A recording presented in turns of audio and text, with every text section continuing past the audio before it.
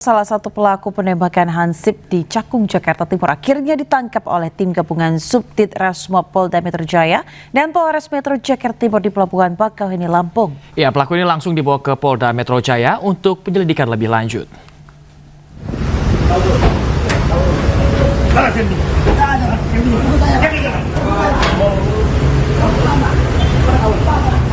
Salah satu pelaku penembakan Hansip di Cakung, Jakarta Timur akhirnya ditangkap.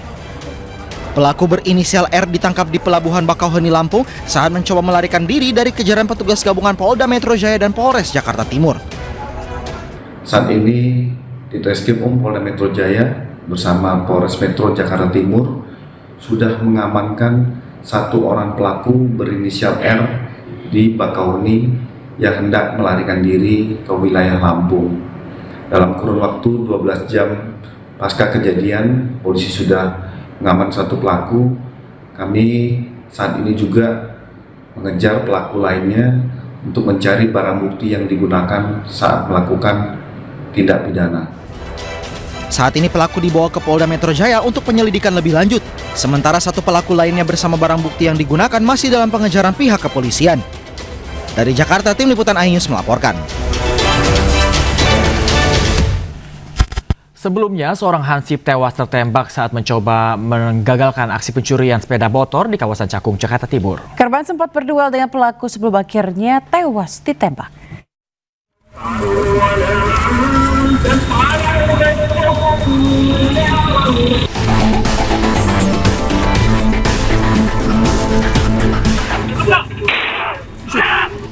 Dari rekaman kamera pengawas, korban bersama rekannya berusaha menggagalkan aksi pencurian sepeda motor yang dilakukan dua pelaku di Cakung, Jakarta Timur.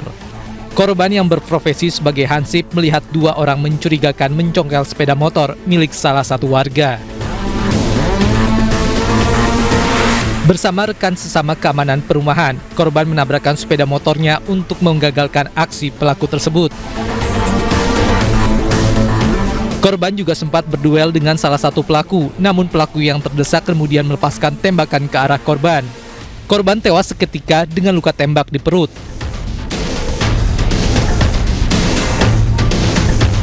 Sebelum penembakan terjadi, dua pelaku berboncengan motor sempat terekam kamera pengawas, berkeliling mencari mangsanya sekitar pukul 3:30 pagi. Pelaku mengitari area permukiman dan memantau situasi sepi hingga berhenti di satu gang dan berupaya mencuri motor warga yang terparkir di depan rumah. Namun aksi pelaku diketahui korban bersama rekannya. Setelah dilakukan olah TKP, pemeriksaan terhadap saksi, kemudian membentuk tim gabungan yaitu dari Krimum Polda, kemudian dari Polres, kemudian dari Opsional Polsek, kemudian menganalisa CCTV, mudah-mudahan dalam waktu dekat secepatnya bisa terungkap. Kasus penembakan kini ditangani petugas kepolisian sektor Cakung, Polres Metro Jakarta Timur. Pemirsa, Menteri Sosial Saifullah Yusuf menyambangi kediaman keluarga Hansip yang tewas ditembak pelaku curanmor di Cakung, Jakarta Timur. Ya, keluarga korban berharap pelaku dihukum seberat-beratnya. Awas kasih jalan. Menteri Sosial Saifullah Yusuf menyambangi kediaman keluarga Atim Suhara, korban tewas penembakan oleh pelaku curanmor di Cakung, Jakarta Timur. Mensos bertemu keluarga dan menyampaikan bela sungkawa serta berbincang dengan kerabat korban yang juga berada di lokasi saat penembakan. Mensos pun menyebut bahwa Atim merupakan contoh pahlawan di kehidupan sehari-hari. Atim dan dua rekannya yang berada di lokasi kejadian akan menerima santunan. Dalam suasana peringatan Hari Pahlawan, saya ingin menyampaikan bahwa almarhum ini salah satu contoh pahlawan hari ini yang melakukan sesuatu untuk kepentingan orang lain. Jadi bukan untuk kepentingan diri sendiri, tidak sedang menjaga aset-asetnya sendiri, tapi sedang menjaga keamanan, ketertiban untuk kepentingan orang banyak. Maka itu atas nama Kementerian Sosial dan tentu mewakili Presiden memberikan rasa hormat yang setinggi-tingginya kepada almarhum. Sebelumnya, usai diotopsi di Rumah Sakit Polri Kramat Jati, jenazah Atim Suhara langsung disolatkan di masjid dekat rumahnya di Cakung, Jakarta Timur. Usai disolatkan, jenazah langsung dimakamkan di TPU Buni, Tipar Cakung. Memang lagi jamnya dia ya. Jaga malam kan, dia yang monitor CCTV-nya, jadi dia yang melihat CCTV, yang 2 keliling, jadi 3 orang yang ngejagain. Ya kalau dari pihak keluarga cuma pengennya cepat ketangkep, cepat ketemu dan jadi bisa adil-adilnya. Keluarga berharap pelaku segera ditangkap dan dihukum seberat-beratnya.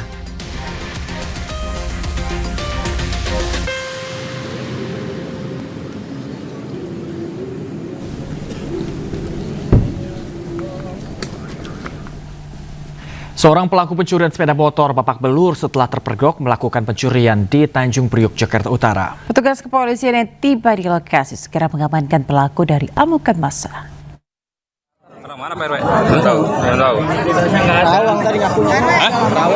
Seorang pencuri sepeda motor babak belur diamuk warga. Ia kepergok melakukan pencurian di pemukiman para penduduk di Kampung Bahari, Tanjung Priok, Jakarta Utara. Warga yang marah melampiaskan kekesalannya kepada pelaku AJ, warga Tanah Merah Pelumpang.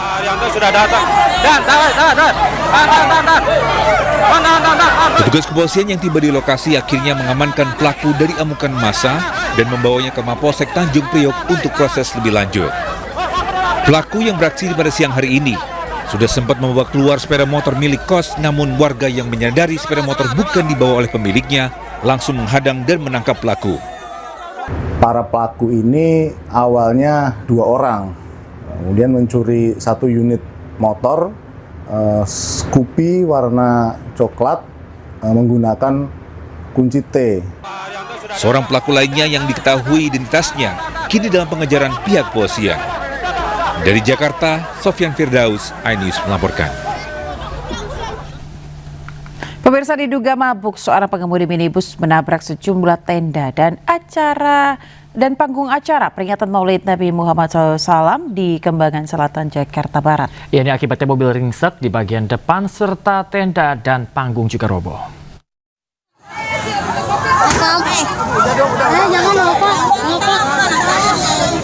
Jangan, nggak boleh. Sejumlah tenda peringatan Maulid Nabi Muhammad di Kembangan, Jakarta Barat roboh. Robohnya tenda tak lain karena ditabrak sebuah minibus yang dikendarai seorang pria. Tak hanya tenda, sebuah panggung juga roboh dan melukai seorang pekerja bangunan hingga terluka di bagian tangan dan kepala. Saat diamankan, selain pengemudi terdapat seorang perempuan duduk di kursi penumpang. Kecelakaan bermula saat mobil melaju kencang dari Puri Kembangan menuju Cengkareng, tiba-tiba hilang kendali. Kemudian mobil langsung menabrak sejumlah tenda dan panggung di lokasi. Diduga penyebab kecelakaan akibat pengemudi dalam pengaruh minuman beralkohol saat berkendara. Guna penyelidikan lebih lanjut, mobil pengemudi beserta penumpang seorang diamankan ke kantor unit Laka Lantas Jakarta Barat. Dari Jakarta, Rizky Falufi, iNews melaporkan. Diduga pengemudi mabuk hingga hilang kendali, sebuah mobil terjun ke sungai di kawasan Tambora, Jakarta Barat. Mobil sempat menabrak trotoar sebelum terjun ke dalam sungai.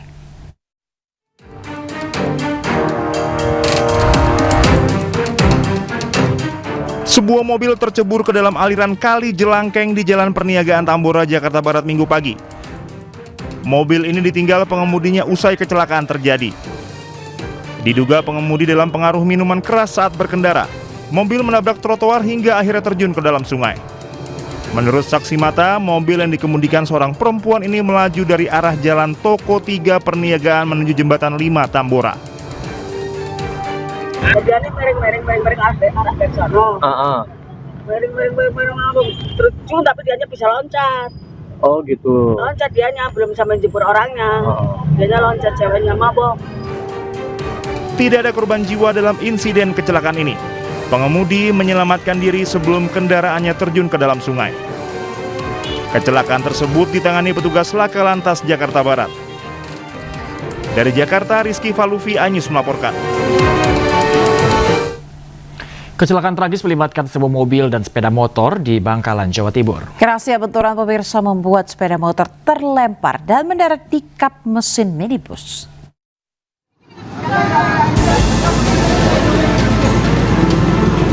Warga Kabupaten Bangkalan dikagetkan dengan insiden kecelakaan yang melibatkan sepeda motor metik dengan mobil jenis minibus di Desa Galis, Bangkalan, Jawa Timur. Kerasnya benturan membuat motor terlempar ke atas dan mendarat di atas kap mesin minibus. Menurut polisi, insiden berawal saat minibus berjalan dari arah barat. Saat tiba di TKP, mobil hendak belok ke sebuah gang yang berada di sebelah jalan. Pada saat bersamaan, melaju kencang sepeda motor metik dari arah berlawanan yang dikendarai seorang remaja putri di bawah umur. Karena jarak yang terlalu dekat, tabrakan tidak bisa dihindari. Kronologi dari peristiwa tersebut yaitu kendaraan Suzuki Karimun dengan nopol B1575 UME berjalan dari arah barat ke timur, kemudian hendak belok ke kanan, namun di waktu yang bersamaan melintas kendaraan roda 2 Vario dengan nopol M3118HR. Karena jarak terlalu dekat sehingga terjadi benturan atau kecelakaan. Akibat insiden ini, pengendara motor terluka parah dan dievakuasi ke rumah sakit terdekat. Sementara pengemudi mobil hanya mengalami luka ringan akibat pecahan kaca. Insiden laka lantas ini pun kini masih dalam penanganan unit Gakum Satlantas Polres Bangkalan. Dari Bangkalan, Madura, Taufik Sahrawi Ainus melaporkan. Pemirsa, bocah perempuan 4 tahun yang hilang diculik di Makassar, Sulawesi Selatan akhirnya ditemukan di Kabupaten Merangin, Jambi. Ya, pelaku penculikan sempat menjual korban seharga 3 juta rupiah.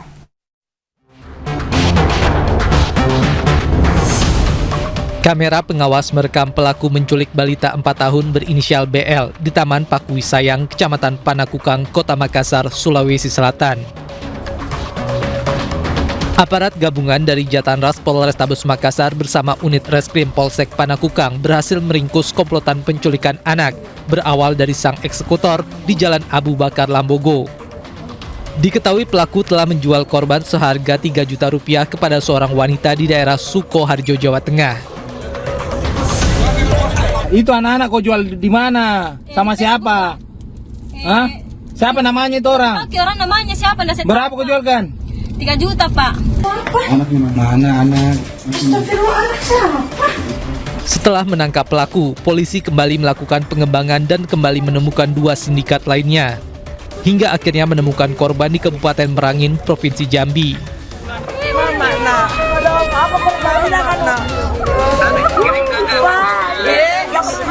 Mengetahui korban ditemukan, para kerabat di rumah korban menangis terharu. Datanya. Iya, Pak. Iya, Pak.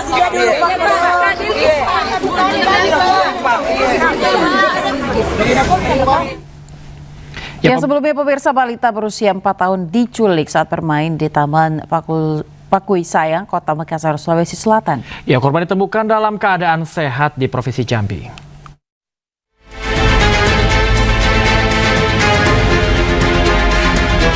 Viral di media sosial, seorang bocah perempuan berusia 4 tahun diculik seorang wanita misterius saat bermain di Taman Pakui Sayang, Rapocini, Makassar, Sulawesi Selatan. Sang wanita menggandeng 3 anak kecil berjalan cepat keluar dari area taman. Salah satu anak yang dibawa berinisial BL yang sebelumnya dilaporkan hilang. Saat kejadian, ayah korban tengah fokus melatih olahraga tenis, sementara putrinya asik bermain di sekitar lokasi hingga luput dari pengawasan. Sudah panggil ketiga kali, dia sudah tidak ada. Orang-orang di taman-taman itu, permainan sudah tidak ada juga orang. Semua berapa orang sih ke situ? Di mana Pak? Ke lapangan? 2 orang sama Anandi saja. Setelah diselidiki, korban akhirnya ditemukan dalam keadaan sehat di Provinsi Jambi. Sebuah perahu karet terbalik saat mengangkut 7 mahasiswa Politeknik Negeri Indramayu yang melakukan olahraga rafting di Sungai Cimanuk, Kabupaten Indramayu. 5 orang berhasil selamat pemirsa, sementara 2 orang mahasiswa lainnya masih dalam pencarian. Kejadian perahu karet Arem Jeram. Inilah detik-detik perahu karet yang ditumpangi 7 mahasiswa Politeknik Negeri Indramayu Polindra mengalami kecelakaan saat melakukan rafting di Sungai Cimanuk, tepatnya di sekitar Bendungan Karet Bangkir, Kecamatan Loh Bender, Kabupaten Indramayu. Terlihat perahu terombang-ambing akibat derasnya arus sungai. Perahu karet arung Tak lama kemudian, perahu karet terbalik setelah menerabas arus deras. Warga sempat berteriak memperingatkan agar mereka tidak melanjutkan perjalanan. perahu karetnya tinggal Warga pun berupaya mengevakuasi satu persatu mahasiswa. Proses evakuasi berlangsung dramatis. Dari ke-7 mahasiswa, 5 orang berhasil selamat, sementara 2 orang lainnya masih belum ditemukan. Baru pagi-pagi kan nggak ada, saya pulang tuh. Bilang sama pamannya tuh katanya pulangnya sore. Dia kan tanya mau kemana dia tuh. Kira-kira tahu jam berapa tuh? Ada di apa katanya, kata itu kawan saya tuh. Katanya anaknya hilang di bendungan, katanya main perahu itu karet. Hingga kini tim SAR gabungan masih melakukan pencarian 2 mahasiswa yang tenggelam di Sungai Cimanuk. Dari Indramayu, Jawa Barat, Toh Iskandar melaporkan. Di Kabupaten Brebes, Jawa Tengah, pemirsa, warga mulai membersihkan material lumpur dari rumah mereka. Ya, selain itu jumlah korban tewas akibat banjir bandang bertambah menjadi 3 orang.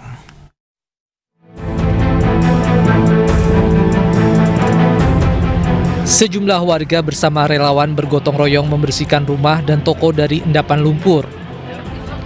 Lumpur tebal dan tumpukan sampah terlihat di sepanjang jalan dan pemukiman warga di Desa Kalierang, Kecamatan Bumi Ayu, Brebes. Endapan lumpur terjadi pasca banjir bandang akibat meluapnya Sungai Erang setelah hujan deras selama kurang lebih 3 jam. Jebolnya tanggul pun menjadi penyebab banjir yang melanda pemukiman warga. Berkali-kali dibangun longsor, berkali-kali dibangun kan longsor, kan kayak gitu. Jadi kalau kita banjir lagi terancam ya, Bu? Oh jelas lah, jelas sekali lah. Deg-degan terus tiap hujan besar. Lumpur masuk rumah? Masuk semalam. Seberapa, Bu? Kalau kayak 50 sentian ya. Atas bencana ini, pemerintah daerah pun langsung meninjau dan mencari solusi. Penyebab banjirnya itu Kali Erang. Kali Erang ini tanggulnya kurang tinggi, sehingga kalau air meluap sehingga luber, sehingga lari ke sini. Tapi kalau tanggul ini ditinggikan, insya Allah tidak. Secara kebetulan Kali Erang ini kewenangannya dari pihak provinsi, sudah kami laporkan. Insya Allah dalam waktu dekat, nanti sore atau besok dari pihak provinsi hadir sini untuk melihat lokasi dan bagaimana caranya membetulkan. Dampak kerusakan dan kerugian akibat banjir masih dalam pendataan dinas terkait. Namun BPBD menyebut 3 orang dilaporkan meninggal dunia akibat tersengat listrik dan terseret derasnya arus. Adapun kejadian banjir kemarin hari Sabtu tanggal 8 itu telah menimbulkan korban 3 orang meninggal dunia, 1 di Kecamatan Bumi Ayu di Desa Kalierang dan 2 di Kecamatan Cirampok. Pemerintah mengimbau masyarakat tetap waspada karena hujan masih berpeluang turun dalam beberapa hari ke depan. Dari Brebes, Jawa Tengah, Unibar iNews melaporkan. Sebelumnya pemirsa, hujan deras menyebabkan banjir bandang menerjang Brebes pada Sabtu lalu. 3 bangunan rumah warga di bantaran sungai pun dilaporkan roboh.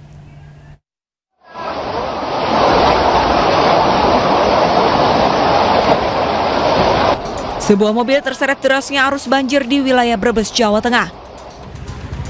Banjir terjadi akibat hujan deras sejak Sabtu siang yang mengakibatkan sungai keruh meluap. Selain mobil, 3 bangunan rumah warga di bantaran sungai pun dilaporkan roboh. 3 rumah roboh di RT 3 RW 5. Terus mobil terseret banjir dari jalan KH Robi atau Jalan Sudo tadi sampai di depan Toko Harapan.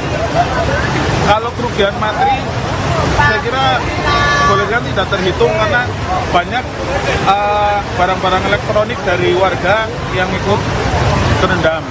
Dan sejak jam 16 tadi sudah agak surut dan hujan agak reda, ini mulai lagi hujan. Nah ini banjir di antar Jalan Majapahit dengan di kota Bumi Ayunya. Berarti berapa tingginya Pak? Air? Sekitar 60-70 cm. Ya. Untuk kendaraan ditutup Pak? Untuk jalan ini? Sementara dialihkan ke arah Jalan Lingkar. Berdasarkan data BPBD setempat, banjir bandang juga menerjang Desa Dauhan dan Desa Benda di Kecamatan Sirampok. Sedangkan di Kecamatan Bumiayu, banjir menerjang 4 desa, yakni Desa Panggarutan, Desa Dukuturi, Kalierang, dan Desa Langkap. Dari Brebes, Jawa Tengah, Unibar iNews melaporkan. Pemirsa, Indonesia termasuk wilayah rawan bencana. Terkait hal tersebut, masyarakat diimbau memiliki tas siaga bencana bagi seluruh anggota keluarga guna menghadapi kejadian bencana. Dan berikut kebutuhan dasar yang harus ada di tas siaga bencana.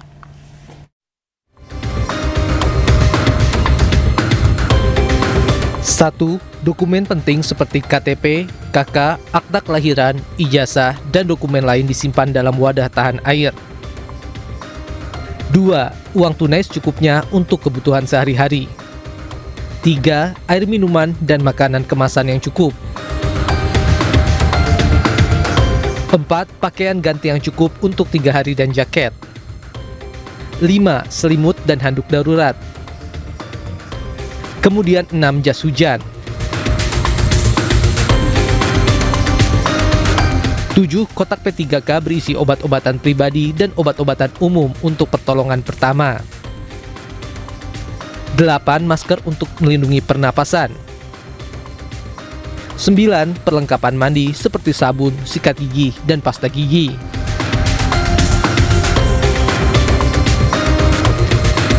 10. Senter atau lampu kepala dan baterai cadangan untuk penerangan. Lalu 11 alat komunikasi berupa power bank, ponsel, beserta charger. 12 peluit untuk meminta bantuan saat darurat.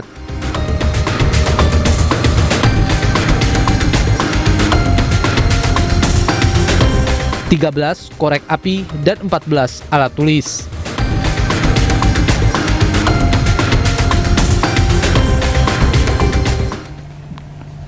Pemirsa, apa jadinya jika Anda dikenakan tarif jasa ojek hingga Rp1 juta?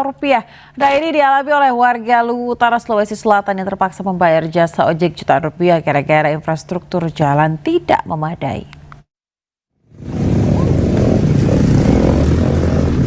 Di jalur inilah para jasa ojek bertaruh nyawa. Mereka menembus lumpur, tanjakan curam demi sampai ke Kecamatan Seko. Tidak hanya mengantar penumpang, mereka juga jadi penghubung kehidupan bagi warga yang bermukim di dataran tinggi, seperti mengirimkan bahan makanan, bahan bangunan, bahan bakar minyak hingga kebutuhan lainnya. Dengan jarak tempuh 120 km dan beban 400 kg, tarif ojek bisa menembus Rp2 juta dalam sekali perjalanan pulang pergi. Selain medan yang ekstrim, besarnya tarif tak jarang digunakan para jasa ojek untuk perawatan motor yang rusak saat di tengah perjalanan. Oleh karena itu, para jasa ojek ini pun biasa berjalan bersama-sama untuk saling bantu. Sudah banyak di media-media sosial itu tidak seberapa kalau kita melihat di media sosial. Tapi kalau kita lihat secara langsung, sangat Jalan Seko ini sangat memprihatinkan sekali, Pak. Kalau musim hujan, Pak, bagaimana? Kalau musim hujan itu ya bisa kita menempuh perjalanan dari Sabang sampai di Seko itu sekitar kurang lebih 2 malam, 2 hari. Ini kondisi begini sudah berapa lama, Pak? Sudah puluhan tahun. Puluhan tahun. Kan Indonesia kan sudah merdeka itu sudah puluhan tahun, dan kemudian sebelum ada Indonesia, Seko ini sudah ada. Seko ini terlibat di dalam Indonesia, tapi nyatanya begitu-begitu saja. Jalannya masih sangat memprihatinkan sekali. Di balik deru mesin dan lumpur, para jasa ojek ini telah berperan menjadi nadi kehidupan ribuan jiwa yang ada di 12 desa di pedalaman Luwu Utara. Mereka berharap pemerintah tak tinggal diam melihat kondisi infrastruktur, pendidikan dan kesehatan yang saat ini mereka alami. Dari Kabupaten Luwu Utara, Sulawesi Selatan, Nasruddin Rubak, iNews melaporkan. Pemirsa, korban ledakan di SMA Negeri 72 Jakarta yang ada di Rumah Sakit YRC bertambah 3 orang. Hingga kini para korban masih menjalani perawatan dan dalam pantauan dokter. Sabtu malam, 3 korban mendatangi rumah sakit. 1 di antaranya menjalani rawat inap dan 2 lainnya menjalani rawat jalan. Yang bertambahnya korban yang mendatangi rumah sakit, total 18 korban ledakan yang menjalani perawatan di RS YRC. 15 korban masih dirawat dengan rincian 14 orang rawat inap di ruang perawatan, sementara 1 korban yang dilaporkan luka parah masih menjalani perawatan intensif di ruang ICU.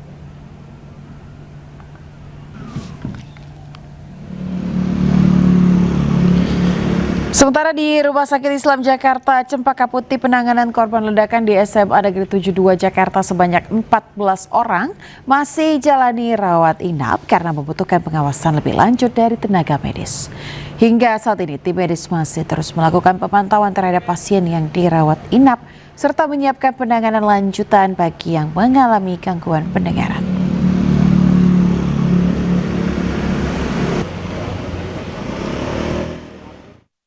Pemirsa, Wakil Gubernur Jakarta Rano Karno menyampaikan seluruh biaya korban ledakan akan ditanggung oleh pemerintah Provinsi Jakarta. Selain itu, ia menyampaikan Pemprov DKI Jakarta akan evaluasi menyeluruh terhadap standar keamanan di sekolahan.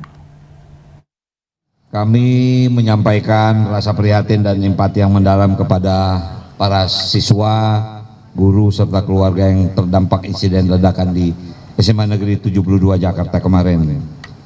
Atas nama pemerintah Provinsi DKI Jakarta, kami mendoakan agar seluruh korban dapat segera pulih dan insya Allah kembali beraktivitas seperti sedia kala. Saya juga ingin menyampaikan apresiasi kepada pihak rumah sakit yang telah memberikan penanganan begitu cepat dan terbaik bagi para korban. Kami memastikan seluruh korban mendapat perawatan yang optimal. Biaya perawatan korban menjadi perhatian penuh Pemprov DKI Jakarta. Selain itu, asesmen pendampingan psikologi bagi siswa dan tenaga pendidik yang terdampak juga telah turun langsung menangani hal ini.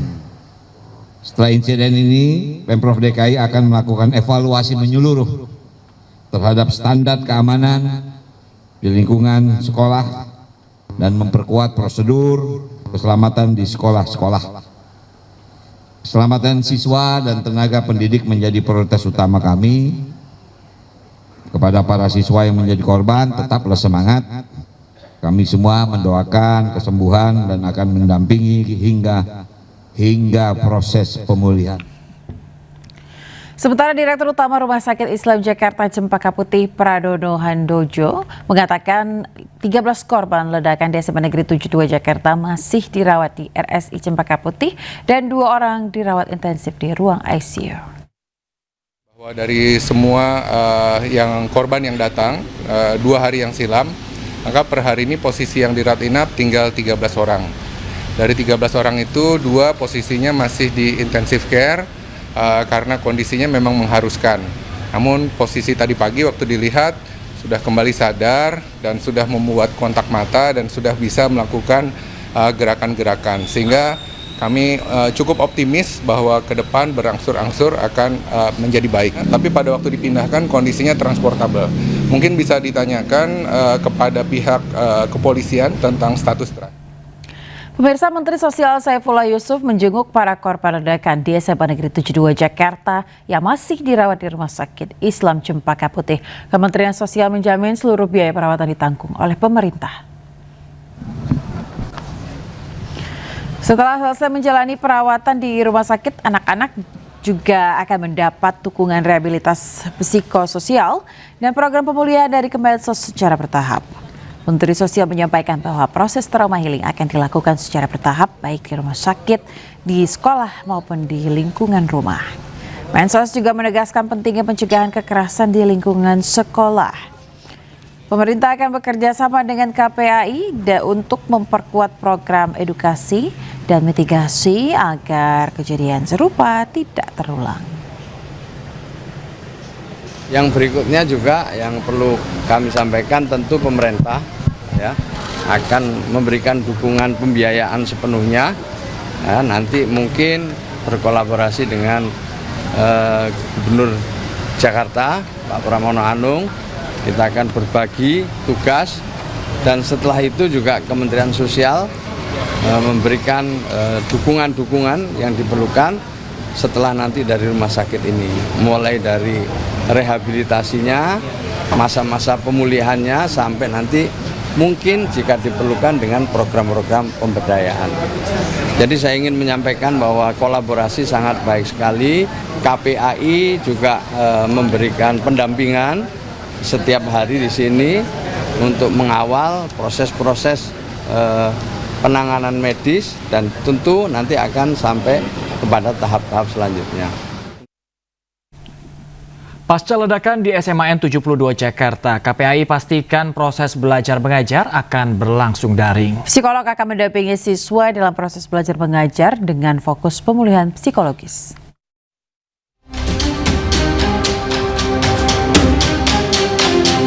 Pasca ledakan yang terjadi di SMAN 72 Jakarta, pemerintah dan pihak terkait terus melakukan koordinasi memastikan kondisi korban terdampak. Pemerintah dan pihak terkait memberikan pendampingan psikologis kepada anak-anak korban terdampak baik yang masih menjalani perawatan medis, rawat jalan, maupun korban yang berada di sekitar lokasi kejadian. Sementara sterilisasi di lokasi kejadian tetap berlangsung hingga 3 hari ke depan sehingga aktivitas pembelajaran akan dilakukan secara daring dengan fokus pada pemulihan psikologis.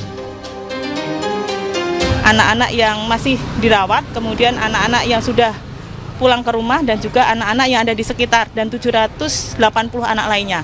Semua harus mendapatkan pendampingan psikologis beserta guru. Guru juga harus mendapatkan pendampingan psikologis. 17 guru sudah. Nah, sisanya masih ada total 42 guru. Jadi sisanya juga harus mendapatkan pendampingan psikologis. Kemudian yang kedua untuk pembelajaran dipastikan bahwa besok pembelajarannya secara online. Biar anak-anak bisa menghilangkan trauma terlebih dahulu dan proses hukum di sini, misalnya sterilisasi dan lain sebagainya tetap berlangsung sehingga anak-anak dalam kegiatan belajar mengajar juga nanti didampingi oleh psikolog. Selain siswa, pendampingan psikologis ini juga menyasar pada guru dan staf SMAN 72 Jakarta. Dari Jakarta, Hadisti Arifa, Rama Romadona, Anyus melaporkan. Terkait pasca ledakan di SMAN 72 Jakarta, Reza Indragiri, psikolog forensik menjelaskan perundungan bisa terjadi atau bisa menjadi titik awal terjadinya peristiwa ledakan kemarin. Selain itu, pemirsa yang menjelaskan gagalnya generasi saat ini untuk tangani kasus perundungan di dunia pendidikan. Apa sebetulnya yang menjadi dasar atau yang bisa Anda jelaskan mengapa seorang anak ini bisa tega melakukan tindakan sekian ini terhadap teman-temannya? Tidak ada teori tunggal sesungguhnya yang bisa menjelaskan mengapa peristiwa semacam ini terjadi. Tapi hari-hari belakangan ini termasuk disampaikan langsung oleh Kapolri bahwa boleh jadi bullying merupakan titik awal bagi kita untuk memahami mengapa sampai terjadi peristiwa yang sangat menyedihkan sekaligus mengerikan ini. Nah, kalau kita bersepakat bahwa bullying lah yang merupakan titik awalnya, maka boleh buat saya harus katakan dari pengalaman saya menangani sekian banyak kasus bullying, boleh jadi ini merupakan ilustrasi tambahan tentang betapa gagapnya kita, sekaligus betapa terlambatnya kita menangani situasi bullying. Akibatnya adalah korban bullying atau korban perundungan yang telah menderita sekian lama, tidak menemukan telinga yang siap untuk mendengarkan masalahnya, tidak menemukan tangan yang bisa membantu mencari solusi atas persoalannya, kemudian memutuskan untuk menyelesaikan masalahnya dengan cara-cara kekerasan. Pemirsa, Presiden Prabowo Subianto memimpin upacara ziarah nasional dan renungan suci di Taman Makam Pahlawan Kalibata, Jakarta Selatan. Republik Indonesia. Presiden Prabowo tiba didampingi Wakil Presiden Gibran Raka Buming Raka. Upacara ziarah nasional dan renungan suci dalam rangka peringatan Hari Pahlawan ini turut dihadiri sejumlah menteri kabinet, keluarga para pahlawan dan para veteran. Setiba di lokasi upacara, Presiden Prabowo langsung memimpin upacara dan melakukan peletakan karangan bunga yang bertuliskan "Pahlawanku teladanku, terus bergerak melanjutkan perjuangan". Presiden Prabowo memimpin mengheningkan cipta dan menyampaikan peran besar pahlawan dalam memperjuangkan dan mempertahankan kemerdekaan Republik Indonesia. Mengheningkan cipta, mulai kita mengenang arwah dan jasa para pahlawan yang telah gugur membela kemerdekaan, kedaulatan dan kehormatan bangsa Indonesia. khususnya mereka-mereka yang gugur dalam perlawanan terhadap kekuatan asing yang mendukung penjajahan kembali bangsa Indonesia oleh bangsa asing. Pada tahun 1945, 10 November, para pahlawan telah dengan berani melawan kekuatan asing yang begitu besar, terutama kekuatan Inggris, pemenang Perang Dunia Kedua. Dengan perlawanan, pengorbanan yang begitu besar, mereka telah mempertahankan kemerdekaan dan kedaulatan bangsa Indonesia. Janganlah kita sekali-sekali melupakan jasa mereka, kepahlawanan mereka. Presiden Prabowo Subianto memanggil sejumlah pejabat tinggi di kediamannya pada Minggu di Kertanegara, Jakarta. Sejumlah pejabat berdatangan ke kediaman pribadi Presiden.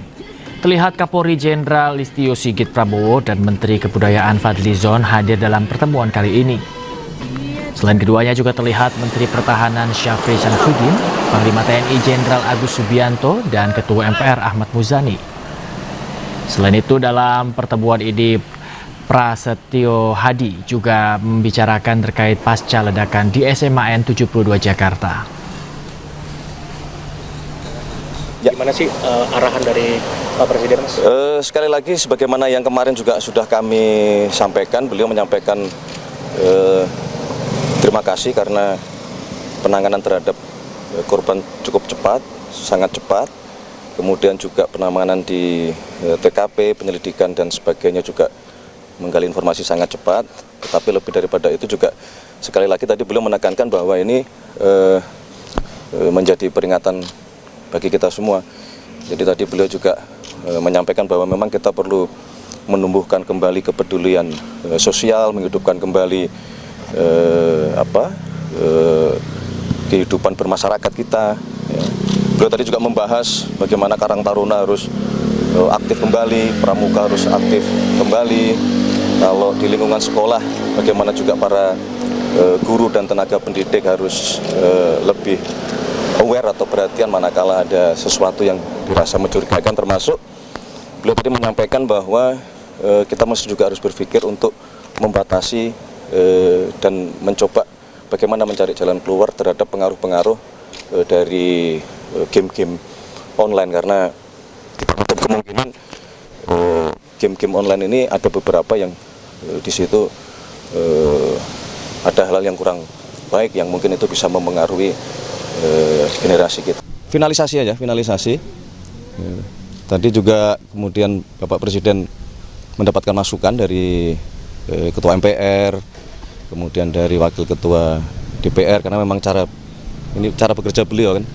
Beliau menugaskan beberapa untuk berkomunikasi dengan para tokoh, mendapatkan masukan dari berbagai pihak, sehingga diharapkan apa yang nanti diputuskan oleh Bapak Presiden, oleh pemerintah itu sudah melalui berbagai masukan. Kapan rencana Mas mau diumumkan?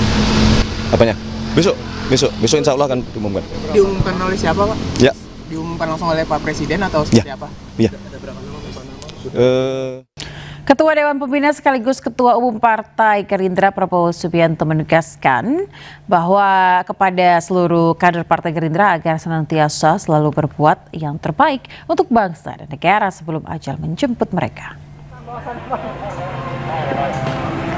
Ketua Dewan Pembina, Ketua Umum Partai Gerakan Indonesia Raya, Bapak Haji Prabowo Subianto. Hal itu disampaikan Prabowo dalam acara taklimat Ketua Dewan Partai Gerindra bertajuk Kompak Bergerak Berdampak yang dihelat di Padepokan Garuda Yaksa, Hambalang, Bogor, Jawa Barat pada Sabtu siang. Dalam taklimatnya, Prabowo mengimbau kepada semua kader Partai Gerindra yang kini telah menjabat di level eksekutif hingga gubernur dan bupati agar tidak takut berbuat yang terbaik untuk bangsa dan negara. Menurutnya, lebih baik berbuat yang terbaik untuk bangsa dan negara Indonesia sejahtera hingga dikenal karena keberhasilan atas program-program kebijakan pemerintah yang berdampak ke rakyat. Kita nggak usah takut. Lebih baik kita berbuat yang terbaik. Gajah meninggalkan gading. Harimau meninggalkan belang. Manusia mati meninggalkan nama. Lebih baik kita dikenang membela rakyat, dikenang membawa Indonesia sejahtera, dikenang memberi makan semua anak-anak dan ibu-ibu hamil seluruh Indonesia. Itu Menteri Koordinator Bidang Pemberdayaan Masyarakat sekaligus Ketua Umum Partai Kebangkitan Bangsa Abdul Muhaimin Iskandar resmi menutup Musabakoh Qiraat Atil Kutub Nasional atau MQKN 2025.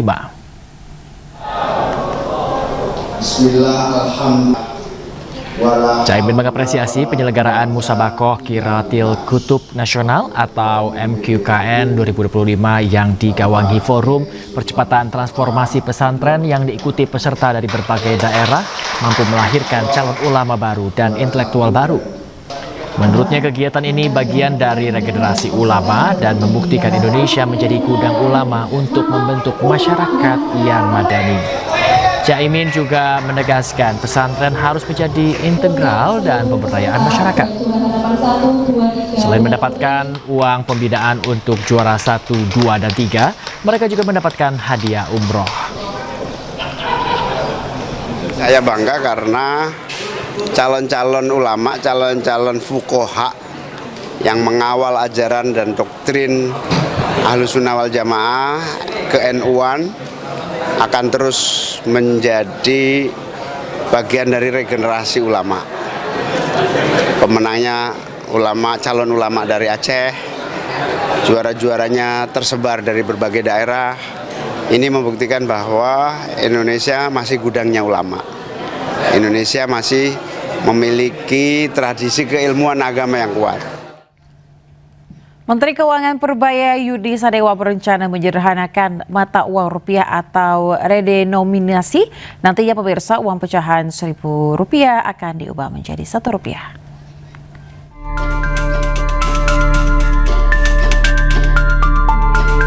Menteri Keuangan Purbaya Yudi Sadewa berencana menyederhanakan mata uang rupiah atau yang dikenal dengan kebijakan mengubah Rp1.000 menjadi Rp1.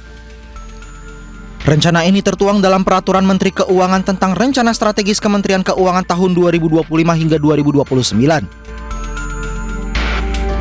Kini pemerintah tengah menyiapkan rancangan undang-undang tentang perubahan harga rupiah atau redenominasi. Aturan itu ditargetkan rampung pada tahun 2027 mendatang.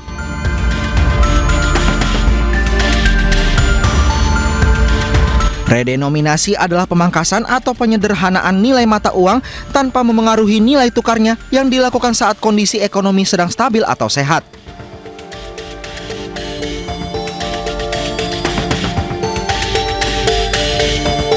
Contohnya, uang pecahan Rp1.000 diubah menjadi Rp1.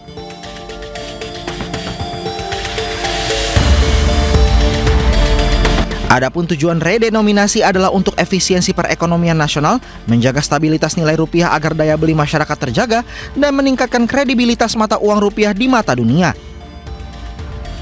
Sementara menurut Ekonom Center of Economic and Law Studies atau Celios Nailul Huda, narasi terkait redenominasi rupiah lebih tepat disampaikan oleh otoritas moneter, dalam hal ini Bank Indonesia ketimbang otoritas fiskal. Meskipun di satu sisi Kemenq dapat mewakili pemerintah untuk mengusulkan pada parlemen terkait pembuatan undang-undang redenominasi rupiah. Saya melihat bahwa seharusnya narasi ini lebih tepat disampaikan oleh otoritas moneter ketimbang otoritas fiskal. Meskipun satu sisi sebenarnya Kemenq dalam hal ini mewakili pemerintah itu bisa mengusulkan kepada parlemen terkait pembuatan undang-undang redenominasi rupiah. Nah, kalau kita lihat sebenarnya di PMK yang terdahulu itu juga dimasukkan, namun hingga saat ini belum dibahas dan belum disetujui. Nah, saya rasa sebenarnya Bank Indonesia harus berbicara kepada DPR untuk menjadi pengusul undang-undang dari redenominasi rupiah ini, dan BI menjadi lead dalam isu redenominasi rupiah karena memang berperan aktif dalam bidang moneter. Rencana redenominasi rupiah telah lama bergulir sejak 2013 lalu. Rencananya 3 angka 0 dalam mata uang rupiah akan dihilangkan. Tim Liputan iNews melaporkan. Pemirsa, hari ini adalah Hari Pahlawan dan kami akan mengajak Anda pemirsa untuk melihat langsung salah satu rangkaian dari peringatan Hari Pahlawan hari ini, yaitu adalah tabur bunga di atas kapal pemirsa. Di mana yang Anda lihat di layar kaca Anda adalah kondisi terkini di Tanjung Priuk pemirsa, di mana kapal sudah bersiap untuk bertolak beberapa saat lagi. Ini adalah kapal KRI Indra Wijaya pemirsa yang nantinya akan digunakan untuk prosesi tabur bunga, yang mana ini bukan pertama kalinya dilakukan pemirsa. Sebagai peringatan Hari Pahlawan, ini sudah biasa dilakukan pemirsa, dan di mana ini Kementerian Sosial ini juga sebelumnya pada tahun 2024 juga sudah melakukannya bersama dengan TNI Angkatan Laut untuk menggelar upacara tabur bunga di Teluk Jakarta. Kita melihat serangkaian persiapan telah dilakukan, di antaranya ada beberapa anggota TNI yang juga sudah siap menaiki kapal, dan nantinya memang akan digelar upacara di atas kapal hingga akhirnya tabur bunga akan dilakukan di Teluk Jakarta. Prosesi tabur bunga ini merupakan adalah ritual atau simbolis begitu, atau upacara begitu, secara simbolis untuk memberikan penghormatan kepada para pahlawan yang telah gugur atau telah meninggal dunia, di mana mereka ini telah berjuang memberikan semangat mereka untuk kemerdekaan Indonesia. Dan memang sebelumnya pemirsa dapat kami sampaikan juga pada malam tadi, tepat pada pukul 00 waktu Indonesia Barat, pemirsa, Presiden Prabowo juga telah memimpin upacara di Taman Makam Pahlawan Kalibata, Jakarta Selatan, di mana pesan-pesan yang ingin disampaikan pada Hari Pahlawan ini adalah bagaimana kita sebagai generasi penerus ini tidak berhenti untuk melanjutkan semangat para pahlawan kita untuk mencapai cita-cita Indonesia, tentunya dengan cara yang lebih relevan pemirsa. Pemirsa, sebuah gelaran lari donasi untuk perempuan dan anak digelar di Surabaya, Jawa Timur. Ya, selain menjadi acara kesehatan, ajang ini juga menumbuhkan kepedulian.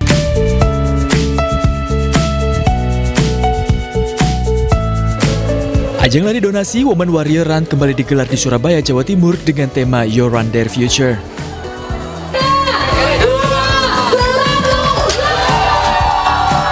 Digelar untuk ke-6 kalinya, ajang ini digelar untuk mengajak peserta yang khususnya para perempuan untuk berdonasi bagi para perempuan dan anak-anak Indonesia yang membutuhkan.